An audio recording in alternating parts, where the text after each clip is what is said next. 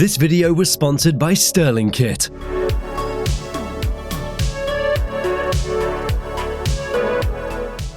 Four engines when everyone else chose two. The late 1980s. Aviation was obsessing over efficiency. Twin-engine jets ruled the skies. ETOPS regulations were expanding rapidly. Then, Airbus did something audacious. They built the A340, a gamble that promised unmatched flexibility in an era of strict regulations. But that contrarian choice triggered a cascade of engineering decisions that made this aircraft unlike anything else in the sky. Why did Airbus choose tiny engines for such a massive plane? How did they hide bathrooms in the cargo hold? And why did one particular A340 become so legendary that mechanics whispered to it before every flight? You're about to discover 9 extraordinary quirks of aviation's most fascinating misfit. From engines that seem surprisingly small for its size, from hidden landing gear to the world's longest narrow-body jet that defied every convention. The aircraft that dared to be different when conformity ruled everything. Trust us, the most surprising quirk will change how you think about aircraft personalities forever. Just a quick one, did you know 97% of our viewers aren't subscribed? Please help us out and hit that subscribe button. Number 1. Stand next to an A340, especially the earlier 200 and 300 variants, and something feels off. 4 engines hang from the wings, but they look almost comically small, like someone fitted a heavyweight boxer with a welterweight's gloves. While the 777 flaunted massive turbofans, early A340s seemed almost dainty by comparison. Why would Airbus seemingly handicap their flagship long-range jet? The answer reveals everything about the A340's philosophy. It was designed with a 4-engine configuration in an era when twin-engine ETOPS regulations were rapidly expanding. These early A340s shared a design with the twin-engine A330, barring the readily available and highly reliable CFM International CFM56 engine. The strategic gamble was elegant. 4 of these well-proven, moderately sized engines could match the total thrust of 2 larger, more powerful but less common engines. But before we dive deeper into this story, let's talk about something that perfectly demonstrates the engineering we've been discussing. This is the Teching DM119 turbofan engine kit from Sterling Kit, and it's one of the most accurate engineering models you can actually build yourself. Now, most model kits are simplified plastic replicas, but this isn't plastic. This thing is constructed from over 1,000 individual metal components, and when we say it replicates a real turbofan engine, it actually functions like one. What makes this kit exceptional is that it's not just for display. For anyone trying to understand how turbofans work, having a physical model that actually demonstrates the airflow, the compression stages, the bypass air, it makes complex concepts instantly clear.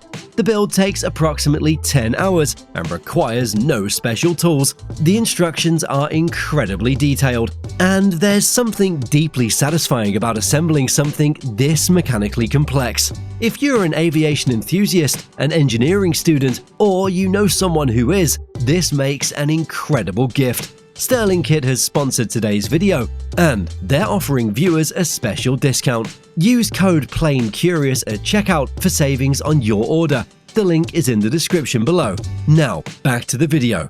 Crucially, this setup proved an immediate, compelling advantage: absolute freedom from ETOPS restrictions. Airlines could fly the A340 directly over vast oceans, polar regions, or remote territories without needing diversion airports within a prescribed distance.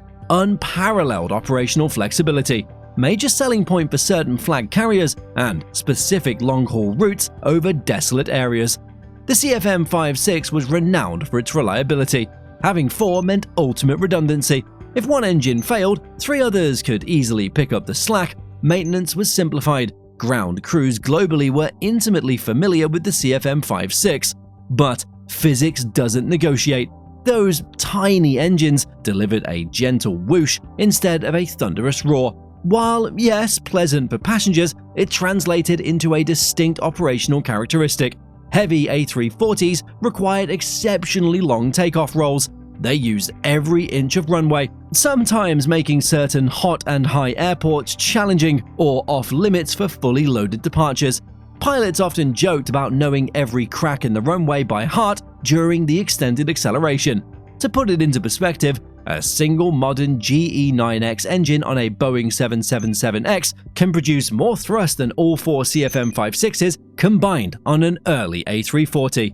Then the world changed. Engine reliability soared beyond anyone's dreams, allowing ETOPS to expand to 240, 330, and even 370 minutes, enough for twins to fly almost anywhere. Oil prices spiked, environmental concerns over fuel consumption grew. Suddenly, 4 engines meant 4 fuel bills, 4 maintenance schedules, and 4 potential problems when 2 would do the job just as effectively. The A340's greatest strength became its fatal commercial weakness.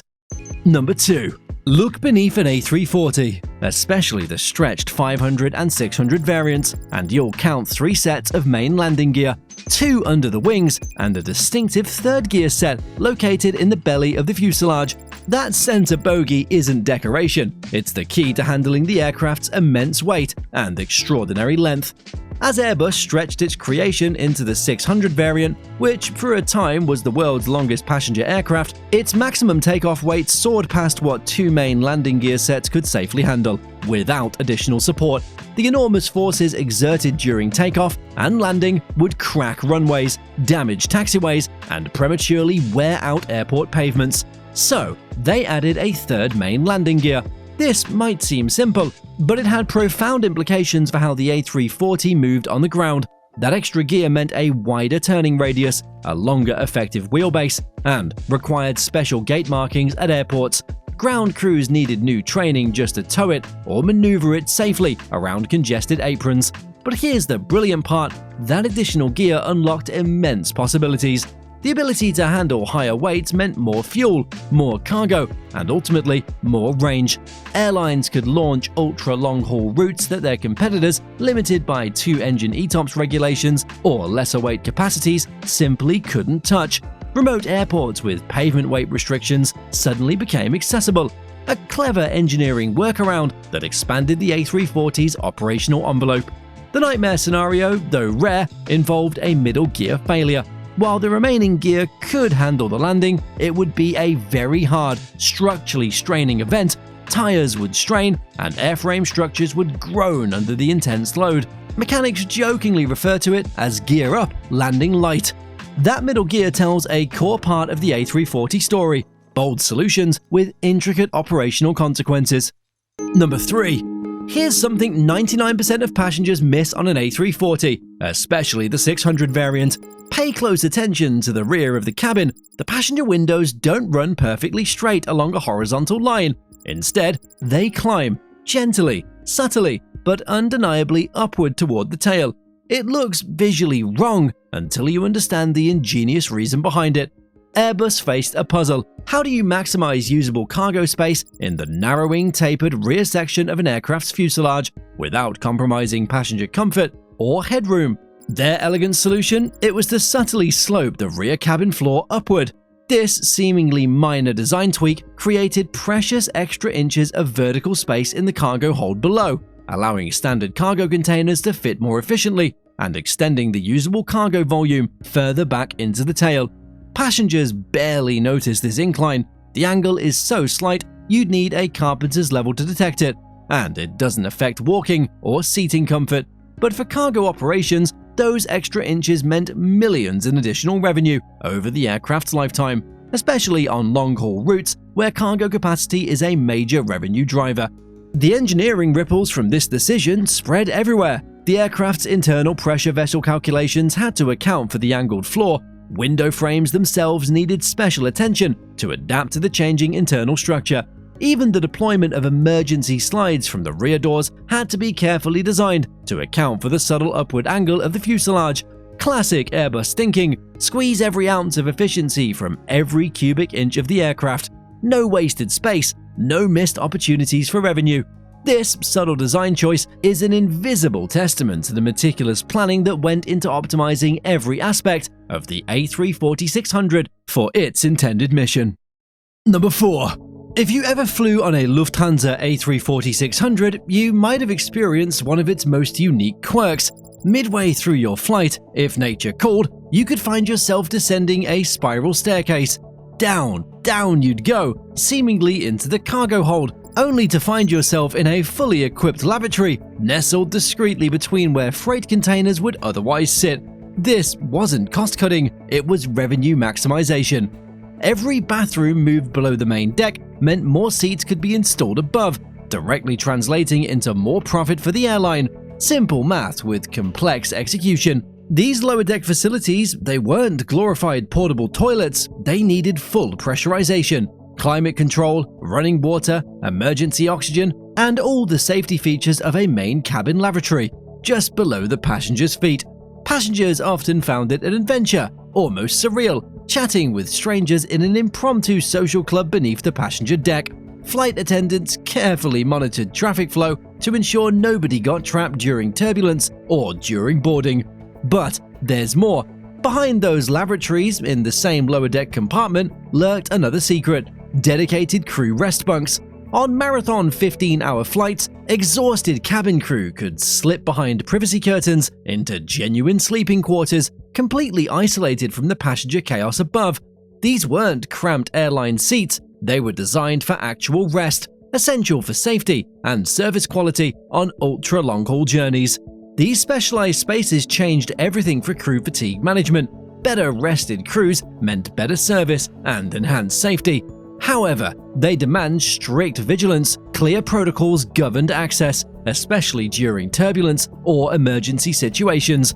These unique cargo-level facilities, they symbolize the A340's philosophy: push every boundary, use every cubic foot of space, and question every traditional assumption about aircraft layout.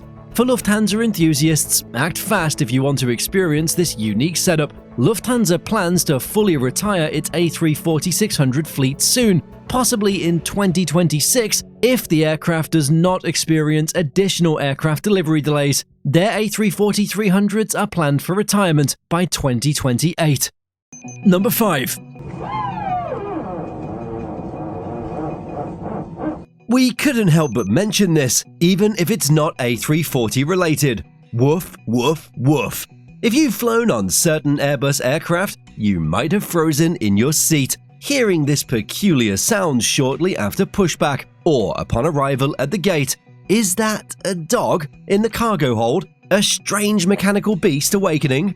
While this isn't a sound you'll hear on the A340, we couldn't resist sharing this quirky feature from other Airbus models, like the A320 family, because it's one of aviation's most distinctive and misunderstood noises. It's called the Power Transfer Unit, PTU, and it's pure engineering brilliance. Here's the deal. To save fuel, many airlines taxi with one engine shut down during long ground maneuvers. But critical hydraulic systems, powering everything from flight controls to brakes, need consistent pressure to work safely. On aircraft like the A320, the hydraulic systems are split, relying on engine-driven pumps. When one engine is off, the pressure drops in one system. Enter the PTU. Its job is to balance the hydraulic pressure between systems, using a clever cross-system transfer that creates a rapid, rhythmic, barking sound. It's essentially a hydraulic pump driven by a hydraulic motor, working hard to keep everything in check. Boeing aircraft, they don't make this exact sound, thanks to different hydraulic designs. So, for passengers used to other planes, that first PTU bark can be startling, making hearts race and hands grip armrests. For Airbus crews though, it's a comforting hum. That bark means the systems are doing their job, maintaining hydraulic redundancy even with an engine off. Some airlines brief passengers about it, others let the mystery linger. The A340, with its unique three-system hydraulic setup, it skips this barking sound entirely. But we thought this quirky feature from its Airbus cousins was too good not to mention. Number 6. Let's talk about TCJDM, better known as Deli Mike or Crazy Mike in English.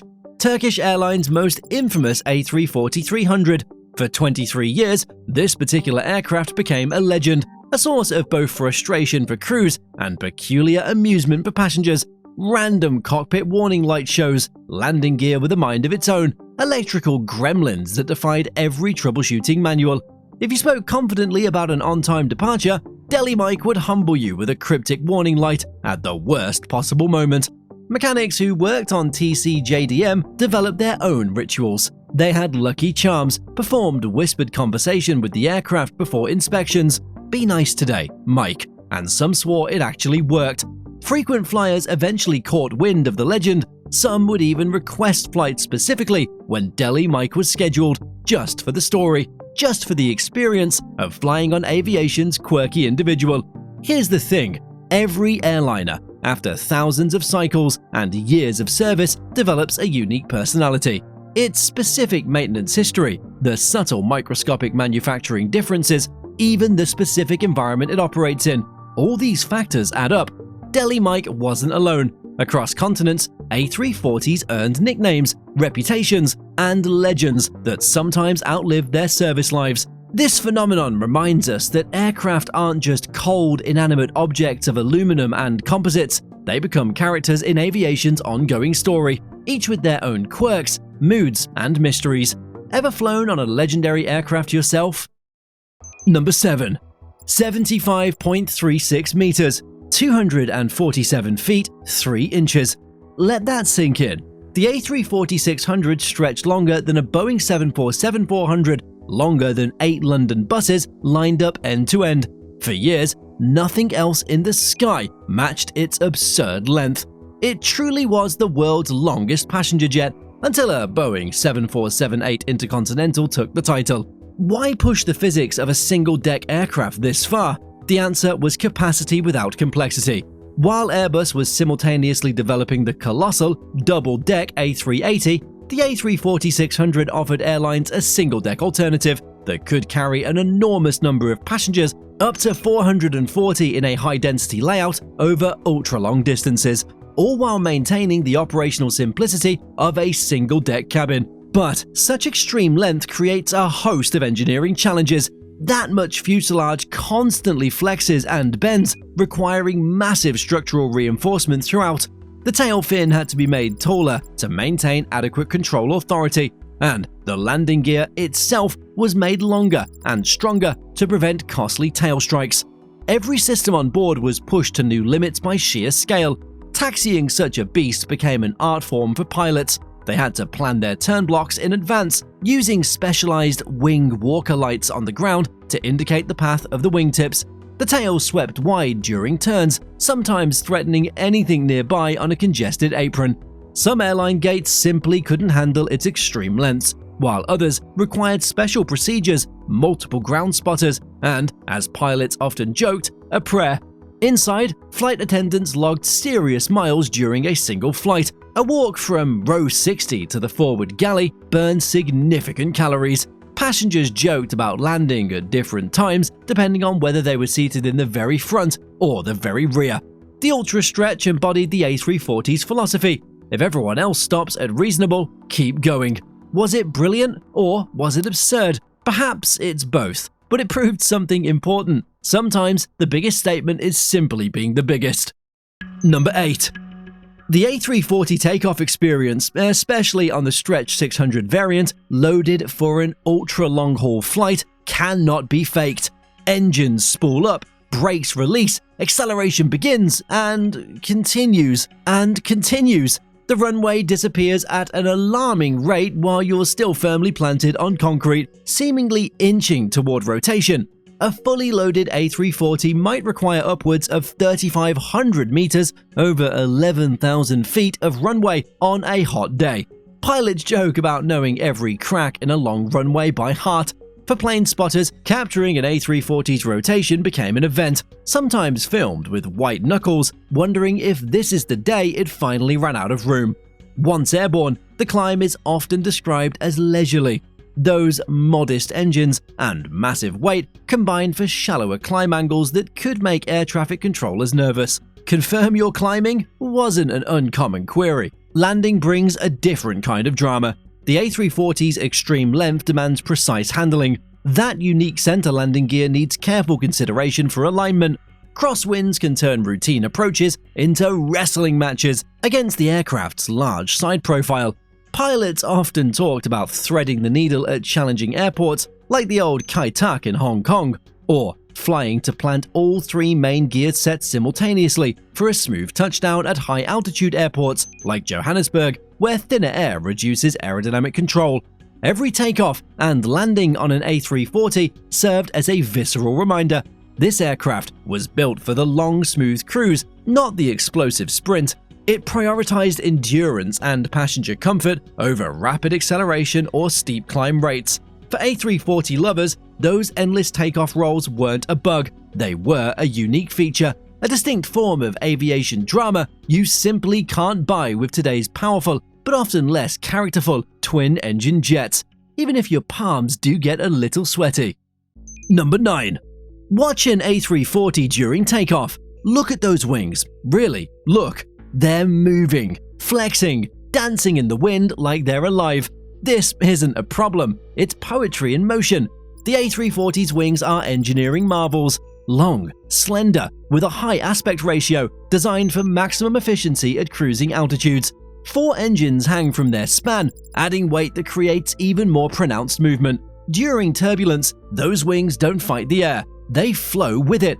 Like a spring-absorbing shock, the flexible wing design takes every bump, every gust, every air pocket, and transforms it into graceful movement rather than jarring impact.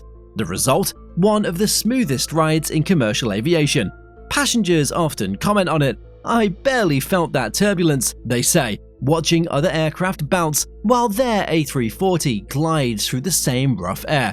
Pilots know this secret well. In a moderate chop that would rattle a more rigid aircraft, the A340 maintains its composure, its wings flexing and absorbing forces that would otherwise transfer directly to the cabin. This isn't a weakness, it's an intelligent design. While aircraft like the Boeing 787 are famous for extreme wing flex, the A340's 4-engine configuration makes the movement particularly mesmerizing. Those engines create a visual reference point that amplifies the wing's graceful dance. Engineering philosophy in action. Airbus chose flexibility over rigidity, comfort over stiffness, passenger experience over structural machismo. Next time you're on an A340, grab a window seat during takeoff. Try and fly one while you still can, as the A340 is increasingly becoming a rare sight in the skies. So, what was the Airbus A340? A visionary design or a victim of changing times? Perhaps that's the wrong question. Those tiny engines that struggled for altitude, they also whispered across oceans without disturbing sleeping babies. The unique middle landing gear that complicated ground operations, it also unlocked previously impossible ultra-long-haul routes. The cargo hold bathrooms that seemed absurd maximized every available revenue seat for airlines. The lack of a prominent APU exhaust spoke to a quiet dedication to aerodynamic refinement. Each quirk was a direct solution to a real engineering or commercial problem, sometimes brilliantly executed, sometimes creating 2 new problems in the process. But here's what truly matters: the A340 dared to be different. In an industry that was increasingly trending toward conformity and standardization, it chose complexity. While others simplified, it confidently added that third gear. As powerful twins conquered the world, it defended the 4-engine freedom. The A340 never outsold its Boeing rivals, and its production eventually ceased. But influence isn't measured in order books alone. Its DNA lives on in modern cabin designs. Its solutions echo in current engineering approaches to efficiency and space utilization. Its boldness, its very existence as an outlier, inspired a generation of aviation enthusiasts and professionals who understood that different isn't always wrong. Which quirk of the A340 surprised you most? Do you have any personal memories or experiences flying on this distinctive aircraft? Share your stories and thoughts below, and subscribe for more investigations into aviation's rule breakers and dream chasers. Hey, before you go, the YouTube algorithm thinks you're going to like this video next, so why not check it out?